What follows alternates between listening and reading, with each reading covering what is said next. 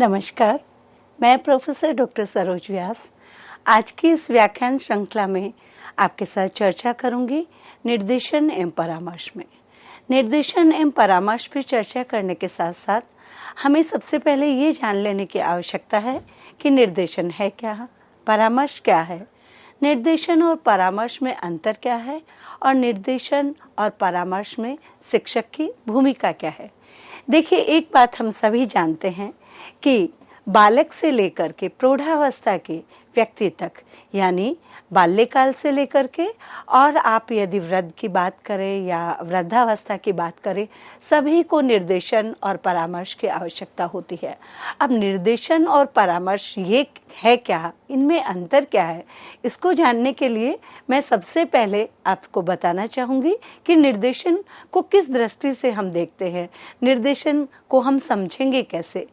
निर्देशन का अर्थ है टू गाइड, अर्थात संकेत करना, मार्ग दिखाना, दिशा दिखाना। ये सही मार्ग के लिए एक प्रकार की सहायता का प्रयास है। साधारण शब्दों में यदि इसे समझा जाए तो निर्देशन वह प्रक्रिया है जिसमें एक अनुभवी व्यक्ति के द्वारा सही मार्ग प्रशस्त किया जाता है, लेकिन इसमें जबरन दिशा प्रदान नहीं की जा सकती, अपितु ग्रहणकर्ता की इच्छा पर निर्भर करता है। मैंने यहाँ एक शब्द का प्रयोग किया है, ग्रहणकर्ता। ग्रहणकर्ता कौन है?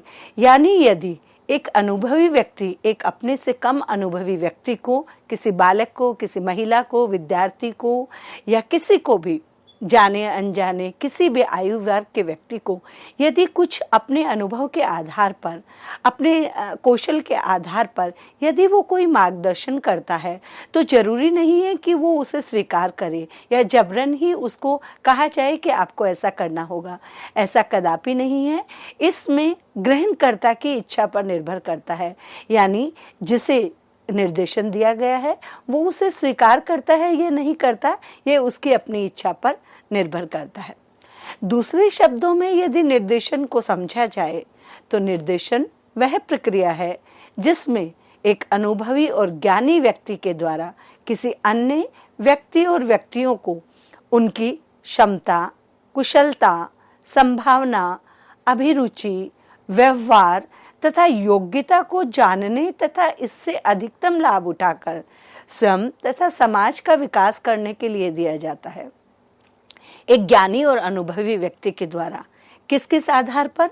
सामने वाले की क्षमता के आधार पर, उसकी कुशलता के आधार पर, उसमें कितनी संभावनाएं निहित है उसको देखते हुए, उसकी रुचि और अभिरुचि क्या है वो जान करके, उसके व्यवहार का मूल्यांकन करके, उसकी योग्यता को समझ करके और इन सब चीज़ों का वह अपने जीवन में तथा समाज के विकास के लिए ज़्यादा से ज़्यादा लाभ उठा ले, इसके लिए निर्देशन दिया जाता है। एक कम अनुभवी व्यक्ति को उसकी उन्नति के लिए इस प्रकार की सहायता और सुझाव दिए जाने को हम निर्देशन मानते हैं।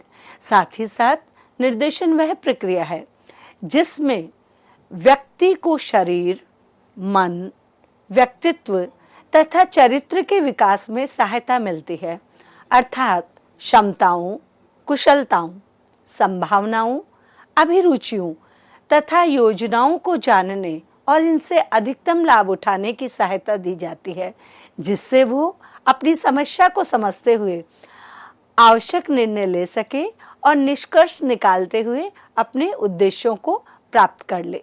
तो निर्देशन जो है वो कुल मिला के यदि हम इसको एक संक्षिप्त में निर्देशन समझना चाहें तो निर्देशन एक व्यक्ति के द्वारा दूसरे व्यक्ति को दिए जाने वाले सुझाव है, सहायता है। अब ये देने वाला अपने अनुभव से, अपने ज्ञान से, अपनी बुद्धि से, अपने विवेक से दूसरे को दे रहा है, लेकिन निर्देशन में ये आवश्यकता नहीं है कि जिसे जो दिया जा रहा है वो उसे ग्रहण करेगा ही करेगा। देने वाला अपने सारे सुझाव उसे देता है, ग्रहणकर्ता उसे कितना लेता है ये ग्रहणकर्ता पर निर्भर करता है। तो निर्देशन जो है वो एक स्वतंत्र प्रक्रिया है जिसमें दोनों स्वतंत्र है, देने वाला भी स्वतंत्र है और लेने वाला भी स्वतंत्र है। हम देखते हैं घर परिवार में, जहाँ हम व्यवसाय करते हैं वहाँ, जहाँ हम नौकरी करते हैं वहाँ, आस पड़ोस में, खेल के मैदान में, बाजार में, कहीं भी शादी विवाह आयोजनों में जब हम आपस में लोगों से मिलते हैं तो कोई भी किसी को अपनी योग्यता के आधार पर, अपने अनुभव के आधार पर, और वो उसको सलाह देता है, सुझाव देता है, और इसमें स्वतंत्रता है। देने वाला स्वतंत्र है और लेने वाला भी स्वतंत्र है। उसकी इच्छा होगी तो वो स्वीकार करेगा। कभी कभी हम जीवन में देखते हैं कि हमसे कम शिक्षित व्यक्ति, जो ज़्यादा पढ़ा लिखा नहीं है, जिसे हम केवल साक्षर की श्रेणी में रखते हैं, या हम कहते हैं जो निरक्षर है, वो व्यक्ति भी अपने जीवन के आधार पर हमें जो सुझाव देता है, हमारी समस्याओं से लड़ने के लिए, हमारे मार्ग को प्रशस्त करने के लिए और हमारी सहायता करने के लिए, वो निर्देशन की श्रेणी में आते हैं। ये तो बात हुई निर्देशन की। अब हम चर्चा करते हैं कि परामर्श क्या है। दो शब्द है हमारे पास, गाइडेंस एंड काउंसलिंग, यानी निर्देशन और परामर्श। निर्देशन को हमने विस्तार से समझा, अब थोड़ा सा हम परामर्श पर विचार कर लेते हैं कि परामर्श का अर्थ क्या है। परामर्श किसे कहते हैं? परामर्श एक ऐसी प्रक्रिया है जिसे एक कुशल व्यक्ति के द्वारा समस्याग्रस्त व्यक्ति और व्यक्तियों को उनकी रुचि, उनकी आवश्यकता के अनुसार दिया जाता है। इसमें परामर्श देने वाला व्यक्ति अनुभवी और प्रशिक्षित होता है। परामर्शदाता परामर्श लेने वाले की आवश्यकता और समस्या के आधार पर मांगे जाने पर परामर्श देता है। देखिए, अभी अभी हमने निर्देशन की बात करी, और निर्देशन की जब हमने चर्चा करी तो मैंने आपको बताया कि निर्देशन में आवश्यक नहीं है कि कोई हमसे सुझाव मांगे, कोई हमसे सलाह मांगे, कोई हमसे मार्गदर्शन मांगे। हम अपने अनुभव के आधार पर, अपनी कुशलता के आधार पर, अपने बुद्धि और विवेक और ज्ञान के आधार पर किसी को भी निर्देशन दे सकते हैं। लेकिन परामर्श में क्या है? परामर्श में एक कुशल व्यक्ति जो है वो एक समस्याग्रस्त व्यक्ति को और व्यक्तियों को उनकी आवश्यकता और अनिवार्यता के अनुसार जो प्रशिक्षण देता है, जो सलाह देता है, वो परामर्श होता है। यानी इसमें क्या हो गया कि इसमें परामर्श देने वाले की अपेक्षा परामर्श जो लेने वाला है वो अधिक महत्वपूर्ण है। परामर्श उसे दिया जाता है जिसके जीवन में कोई समस्या है। वो चाहता है, उसकी आवश्यकता है कि एक कुशल और प्रशिक्षित व्यक्ति उसको सुझाव दे, उसको परामर्श दे, उसको सलाह दे, उसकी समस्या के आधार पर वो उसे बताए कि उसे क्या करना है और क्या नहीं करना है। परामर्श एक ऐसी औपचारिक प्रक्रिया है जिसके द्वारा व्यक्ति को चयन करने, निर्णय लेने, दुविधा का निवारण करने के साथ साथ समस्या का समाधान भी मिलता है। व्यक्ति और विद्यार्थियों की व्यक्तिगत, शारीरिक, पारिवारिक, शैक्षिक, व्यावसायिक, सामाजिक तथा मनोवैज्ञानिक क्षेत्र की समस्याओं के समाधान देने, हल निकालने में परामर्श सहायता करता है। ये कहना अधिक उचित होगा कि परामर्श निर्देशन का ही भाग है जिसका सीधा संबंध विद्यार्थी और व्यक्तियों की समस्या बिंदुओं से है।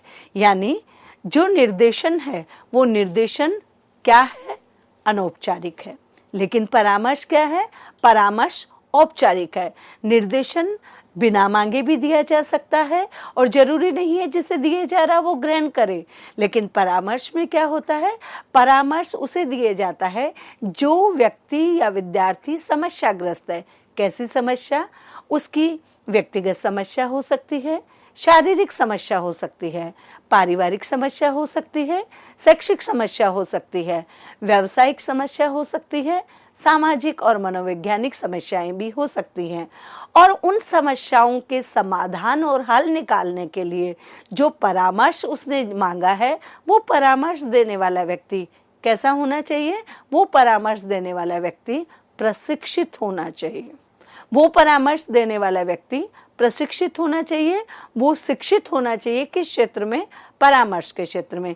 जबकि हमारा निर्देशन है वो माता पिता, बहन भाई, अड़ोसी पड़ोसी, कहीं भी मिलने वाला कोई भी कभी कभी हम देखते हैं कि कहीं जाते हैं, मान लीजिए कि हमारे घर में जो गृह कार्य में सहयोग दे रही हैं, कोई महिला पुरुष है, वो है, हमारा जो ड्राइवर है, रिक्शे वाला है, कोई भी व्यक्ति, किसी को भी, ये मैंने आपको छोटे छोटे उदाहरण बताए हैं, कोई भी हमें निर्देशन दे सकता है। लेकिन परामर्श में ऐसा नहीं है। परामर्श में परामर्श देने वाला जो है वो कुशल व्यक्ति होना चाहिए। और कैसा कुशल व्यक्ति होना चाहिए? अनुभवी और प्रशिक्षित होनी चाहिए, यानी उसने परामर्श के क्षेत्र में प्रशिक्षण लिया होना चाहिए। परामर्श शब्द अंग्रेजी के काउंसलिंग शब्द का हिंदी रूपांतरण है, जो लैटिन के काउंसलिंग से बना है, जिसका शाब्दिक अर्थ है सलाह अथवा परामर्श देना। अतः परामर्श एक ऐसी प्रक्रिया है जिसमें परामर्श प्रार्थी कौन हो गया? जो परामर्श लेने के लिए प्रार्थना कर रहा है, निवेदन कर रहा है, जिसे सलाह चाहिए, जिसे सुझाव चाहिए, जिसे अपनी समस्या का समाधान चाहिए, उसे यहाँ पे हमने नाम दिया है परामर्श प्रार्थी, यानी जिसने परामर्श के लिए प्रार्थना करी। और परामर्श देने वाला कौन हो गया? परामर्शदाता, जो सलाह देता है, सुझाव देता है, समस्याओं का समाधान करता है। तो अतः परामर्श एक ऐसी प्रक्रिया है जिसमें परामर्श प्रार्थी अपने से अधिक अनुभवी, योग्य एवं प्रशिक्षित व्यक्ति के पास जाकर पूछताछ, विचार विमर्श, तर्क वितर्क तथा विचारों का विनिमय करता है। इस प्रक्रिया के उपरांत प्रार्थी समस्या के समाधान योग्य होता है। उसका अधिकतम विकास होकर वह अपने निर्णय स्वयं लेने सकने में योग्य हो जाता है। देखिए, यहाँ पे दो शब्दों का आपको ध्यान रखना है। एक परामर्शदाता, जो परामर्श दे रहा है, सलाह दे रहा है, समस्या का निवारण कर रहा है, सहयोग कर रहा है। दूसरा परामर्श प्रार्थी, जो समस्या ग्रस्त है और उसने अपनी समस्या के समाधान के लिए प्रशिक्षित व्यक्ति से वो पूछताछ कर रहा है, विचार विमर्श कर रहा है, तर्क वितर्क कर रहा है, विचारों का विनिमय कर रहा है और अपनी समस्या के समाधान के लिए सुझाव ले रहा है। और ये जो प्रक्रिया है, इस प्रक्रिया के होने के बाद वो समस्या के समाधान के योग्य हो जाता है, यानी उसे एक मार्गदर्शन मिल जाता है जिससे वो अपनी समस्या से बाहर निकल सकता है। उसका अधिकतम विकास होकर वह निर्णय लेने में योग्य हो जाता है। तो अभी हमने आज का जो ये व्याख्यान है उसमें सबसे पहले ये हमारे लिए जानना आवश्यक था कि निर्देशन क्या है और परामर्श क्या है। अब हम इस चर्चा में विस्तार से चर्चा करेंगे कि निर्देशन और परामर्श में अंतर किन किन बिंदुओं पे है। ऐसे कौन कौन से बिंदु हैं, ऐसे कौन कौन से चरण हैं जहां पर हम कह सकते हैं कि निर्देशन और परामर्श में मूलभूत अंतर है। तो आइए हम बात करते हैं निर्देशन और परामर्श में अंतर की। इसको हम इस प्रकार से समझेंगे कि हमारा एरिया क्या है, मुख्य बिंदु क्या है और निर्देशन क्या है और परामर्श क्या है। सबसे पहले मैं बात करना चाहूंगी क्षेत्र की, यानी निर्देशन और परामर्श का जो क्षेत्र है उसकी बात करना चाहूंगी। निर्देशन का जो है वो क्षेत्र जो है वो बहुत ही व्यापक है, यानी क्षेत्र की हम बात कर रहे हैं, एरिया की बात कर रहे हैं। तो निर्देशन का क्षेत्र है वो व्यापक है।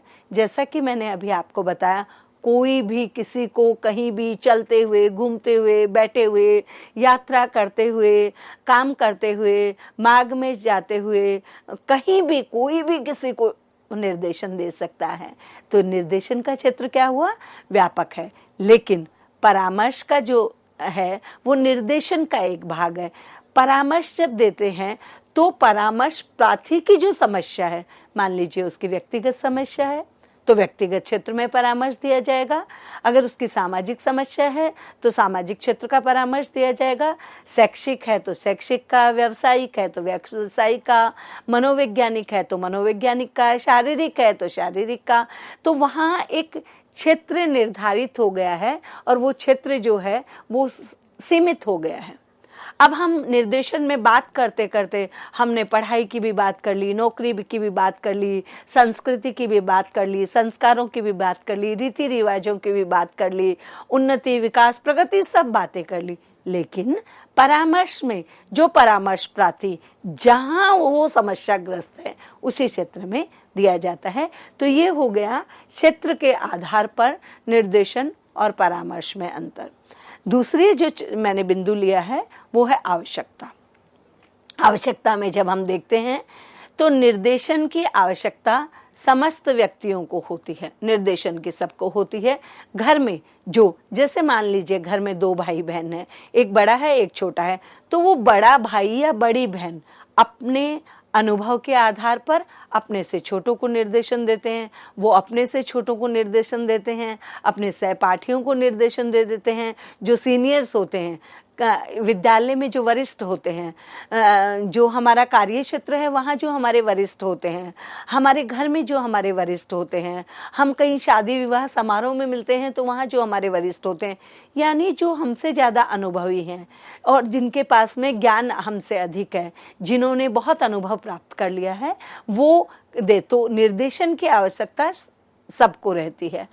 परामर्श की आवश्यकता केवल उन व्यक्तियों को और विद्यार्थियों को होती है जिन्हें व्यक्तिगत, शैक्षिक, व्यावसायिक और शारीरिक और मनोवैज्ञानिक समस्याओं का सामना करना पड़ता है। मान लीजिए एक बालक है जो पढ़ रहा है शिक्षा के क्षेत्र में, उसकी बुद्धि लब्धि बहुत अच्छी है, लेकिन मैथमेटिक्स, गणित के नाम से वो भयभीत है और गणित विषय जैसे ही उसके सामने आता है वो हतोत्साहित होता है। उसे पता है कि कैसे हल करना है सवाल को, लेकिन वो एक दिमाग में उसके वो समस्याग्रस्त है कि वो गणित विषय है या विज्ञान विषय है या हिंदी विषय है या और कोई विषय है, उन विषयों को लेकर के, पर्टिकुलर किसी विषय को लेकर के उसके मन में भय समाहित है। तो वो वहाँ उसको शैक्षिक परामर्श की आवश्यकता होती है। ऐसे ही मनोवैज्ञानिक, मैं अभी भी चर्चा कर रही थी कि मनोवैज्ञानिक में कभी कभी क्या होता है, देखिए अभी कोरोना काल जो 2 साल से, हम पूरे 2 वर्ष हो गए हैं, 20, 21 और ये 22 शुरू हो गया, इसमें मेरा ये मानना है as a counsellor, as a guide, मेरा ये मानना है मनोवैज्ञानिक जो समस्या है वहाँ क्या होता है कि वहाँ आप मन से जब कमजोर होते हैं, कहा भी गया है, हमारे बुजुर्गों ने कहा है, शास्त्रों में लिखा है कि मन के हारे हार है और मन के जीते जीत। तो कोरोना काल में ये हम सबने नोटिस किया है कि लोग इस व्याधि, इस संक्रमण, इस महामारी से लोगों की मृत्यु का जो आंकड़ा है उसमें एक फैक्टर, एक ये भी एक बहुत बड़ा कारण था कि लोग इसके नाम से ही भयभीत हो गए। लोगों को लगा कि यदि हमारे परिवार को, समाज को, हमारे सहपाठियों को, हमारे रिश्तेदारों को, हमारे सहकर्मियों को पता चला, शुरुआत के दिनों में ऐसा हुआ था, तो वो सोचेंगे कि पता नहीं हमसे सब दूर हो जाएंगे और मनोवैज्ञानिक रूप से वो कमजोर हो गए। तो ऐसे में परामर्श केवल उन व्यक्तियों को दिया जाता है जिनकी व्यक्तिगत शैक्षिक तो आवश्यकता पर आधारित है। आगे बढ़ते हैं। तीसरा मैंने जो मुख्य बिंदु लिया है, चरण लिया है, वो है प्रकार। निर्देशन औपचारिक रूप से व्यक्तिगत और सामूहिक दिया जाता है। यानी निर्देशन क्या होता है, निर्देशन अनौपचारिक होता है, उसमें कोई औपचारिकता नहीं होती निर्देशन में। वो एक व्यक्ति को भी दिया जा सकता है और समूह में भी दिया जा सकता है, जबकि परामर्श अनौपचारिक रूप से व्यक्तिगत और सामूहिक, यानी जो परामर्श है और निर्देशन है, दोनों में जो मूलभूत प्रकार का अंतर है वो है कि निर्देशन अनौपचारिक है और परामर्श औपचारिक है। निर्देशन में कोई औपचारिकता नहीं है और परामर्श पूरी तरह से औपचारिक है।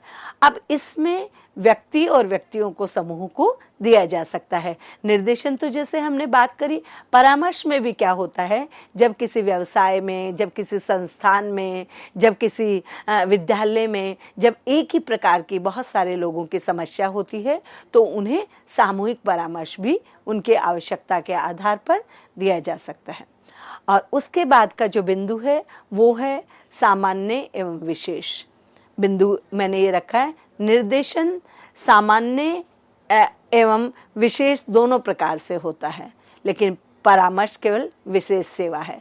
निर्देशन सामान्य एवं विशेष कैसे होता है कि निर्देशन सामान्य मतलब ऐसे ही बिना किसी के मांगे हमने दे दिया। विशेष क्या होता है, जब घर के जो हमारे अनुभवी लोग हैं, हमारे वरिष्ठ जन हैं, हमारे बुजुर्ग हैं, हमारे अभिभावक हैं, हमारे अध्यापक हैं, हमारे सीनियर्स हैं, या हमारे समाज के जो गणमान्य व्यक्ति हैं, शिक्षाविद हैं, ये सारे के सारे लोग विशेष रूप से भी और सामान्य रूप से भी दे देते हैं। लेकिन परामर्श हमेशा विशेष सेवा है। विशेष सेवा क्यों है? क्योंकि हम पूर्व में चर्चा कर चुके हैं कि परामर्श प्रार्थी की आवश्यकता के अनुसार दिया जाता है, उसकी समस्या को केंद्र में रख करके दिया जाता है। अगला बिंदु है हमारा निरंतरता। निरंतरता में क्या है कि जो निर्देशन है ये जीवन भर चलने वाली प्रक्रिया है, हमेशा चलने वाली प्रक्रिया है। ये निर्देशन जो है जीवन भर चलती है। लेकिन परामर्श क्या है? परामर्श जो है वो आवश्यकता होती है तभी दिया जाता है और समस्या ग्रस्त व्यक्ति को दी जाती है। यानी निरंतरता, निर्देशन में निरंतर से बालक जब पैदा होता है और जब किसी व्यक्ति की मृत्यु होती है तो जन्म से लेकर मृत्यु पर्यंत तक निर्देशन चला जाता है। बचपन में अभिभावक, उसके बाद अड़ोसी पड़ोसी, उसके बाद शिक्षक, उसके बाद सहपाठी, फिर सहकर्मी, फिर बाकी जो हमारे बुजुर्ग हैं, ये सारे के सारे आगे से आगे निरंतर चलती है जीवन से लेकर अंतिम घड़ी तक। लेकिन परामर्श क्या है? परामर्श तभी दिया जाता है जब उसकी आवश्यकता होती है और कोई व्यक्ति समस्या से ग्रस्त होता है। उसके बाद में बात आती है मितव्ययी। निर्देशन समय, शक्ति तथा वित्तीय रूप से मितव्ययी है। मितव्ययी यानी खर्चीला नहीं है, कोई खर्चा नहीं आता इसमें। निर्देशन में क्या है? समय का भी खर्च नहीं है, शक्ति का भी खर्च नहीं है और वित्त का भी खर्च नहीं है। निर्देशन, मैंने जीवन में कुछ अनुभव किया, मैंने अपने विद्यार्थियों को, अपने सहयोगियों को, अपने सहकर्मियों को, अपने समाज के लोगों को, अपने परिवार के लोगों को, मैंने अपने अनुभव को उनको बता दिया। मैंने कभी भी बता दिया, उसके लिए कोई समय निर्धारित नहीं है। बातचीत में बता दिया, इधर उधर आते जाते हुए बता दिया, कोई शक्ति नहीं लगती, कोई वित्त नहीं लगता किसी तरह का। लेकिन परामर्श में क्या होता है? परामर्श में समय तथा खर्च लगता है। क्यों लगता है? क्योंकि हमने पहले ही कहा कि परामर्श जो है वो परामर्शदाता कैसा होना चाहिए? अनुभवी, कुशल और प्रशिक्षित होना चाहिए। यानी परामर्श के क्षेत्र में उसके पास कोई उपाधि होनी चाहिए, शिक्षा होनी चाहिए, प्रशिक्षण होनी चाहिए कि किस समस्या के समाधान के लिए वो कौन सी विधि और प्रविधि का उपयोग करेगा। और साथ ही साथ परामर्श जो प्रार्थी है, जो समस्या से ग्रस्त है, वो उसके पास लेना आता है। तो परामर्श एक तरह से व्यावसायिक हो गया है। यहाँ पे क्या है? समय भी लगता है, शक्ति भी लगती है और खर्चा इन द सेंस कि जो परामर्शदाता है उसकी अपनी हो सकता है उसकी अपनी फीस हो और उसके साथ साथ कुछ मेडिसिन हो, उसके साथ साथ कुछ प्रयोग हो, तो वो खर्चीला भी है। तो जब हम बात करते हैं तो इस प्रकार से वो बिल्कुल भी खर्चीला नहीं है, उसमें समय और शक्ति का प्रयोग भी नहीं होता। लेकिन परामर्श में वित्तीय अनिवार्यताएं होती हैं। आगे बढ़ते हैं इसी में, और इसमें जब हम देखते हैं तो अगला बिंदु मैंने रखा है विषय वस्तु। निर्देशनकर्ता पहले इसमें निर्देशन की विषय वस्तु जानता है। यानी जो निर्देशन देने वाला है, उस निर्देशन देने वाले को ये पता है कि मैं किस चीज में निर्देशन दे रहा हूँ। सामने वाले को उसकी आवश्यकता है या नहीं, लेकिन निर्देशनकर्ता जानता है। क्यों? क्योंकि वो अपने अनुभव के आधार पर दे रहा है, वो अपने ज्ञान के आधार पर दे रहा है, वो अपनी समझ के आधार पर दे रहा है। तो इसमें निर्देशनकर्ता को पहले से विषय वस्तु पता होती है।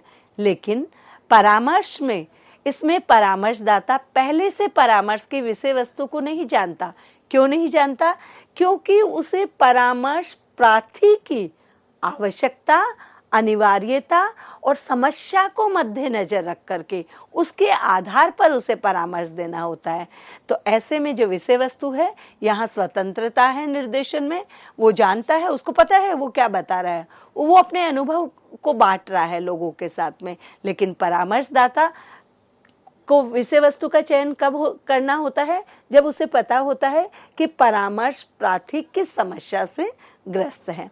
अगला बिंदु है हमारा साक्षात्कार। साक्षात्कार में क्या होता है? निर्देशन प्रदान करने हेतु किसी प्रकार के साक्षात्कार की आवश्यकता नहीं होती है। जब हम किसी को निर्देशन देते हैं, गाइड देते हैं, सुझाव देते हैं, सलाह देते हैं और हम बिना मांगे भी दे देते हैं, सामने वाला वैसे ही चर्चा करता है, विचार विमर्श करता है तो दे देते हैं, इसमें किसी प्रकार के साक्षात्कार की आवश्यकता नहीं होती। लेकिन परामर्श में क्या होता है? सबसे पहले साक्षात्कार चाहिए। जब परामर्श प्रार्थी परामर्शदाता के पास आता है तो पहले आपस में उनमें बातचीत होती है, साक्षात्कार होती है। आपका नाम क्या है, शिक्षा क्या है, समस्या क्या है, घर में कौन कौन है, कब से है, क्यों है, किस प्रकार की है, मतलब पूरा एक व्यक्तिगत साक्षात्कार होता है, तब परामर्श दिया जाता है। अगला बिंदु है हमारा इसमें, जब हम अगले बिंदु की बात करेंगे तो अगला बिंदु है समस्या का प्रकार। यद्यपि ये जीवन में के प्रत्येक क्षेत्र से संबंधित है, क्या? निर्देशन। लेकिन परामर्श क्या होता है?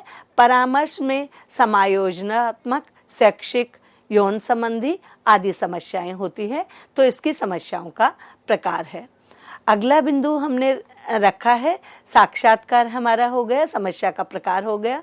घनिष्ठता। प्रभावशाली निर्देशन हेतु घनिष्ठता कायम होनी आवश्यक है, लेकिन परामर्श के लिए किसी प्रकार की घनिष्ठता की आवश्यकता नहीं होती है। तो इस प्रकार से व्यक्तियों के निर्देशन सभी प्रकार के उन व्यक्तियों को दिया जाता है जिन्हें व्यक्ति तथा विद्यार्थियों को आवश्यकता होती है, जिन्हें कोई समस्या सेवा देनी होती है उन्हें दिया जाता है, और जो परामर्श लेना जाता है उसे दिया जाता है। और अब जब हमने बिंदुओं की बात करी तो अंतिम में मैं बात करना चाहूँगी कार्य, यानी निर्देशन जो है वो निर्देशन में कोई किसी प्रकार की कोई बाध्यता नहीं है, लेकिन परामर्श में ये व्यक्ति की क्षमताओं, उसकी रुचियों, समस्याओं, अभिवृत्तियों, इन सब से और तनाव युक्त योग्यताओं के साथ दिया जाता है और उसको जीवन में एक नई दिशा प्रदान करने के लिए दिया जाता है, और इस प्रकार से वह समाज के विकास में सहायता करते हैं। तो आज के इस व्याख्यान में हमने चर्चा करी निर्देशन क्या है, परामर्श क्या है और निर्देशन और परामर्श में अंतर क्या है। मैं आशा करती हूँ कि आप इसे समझ पा रहे हैं। इन्हीं शब्दों के साथ अपनी वाणी को विराम देती हूँ। धन्यवाद, नमस्कार।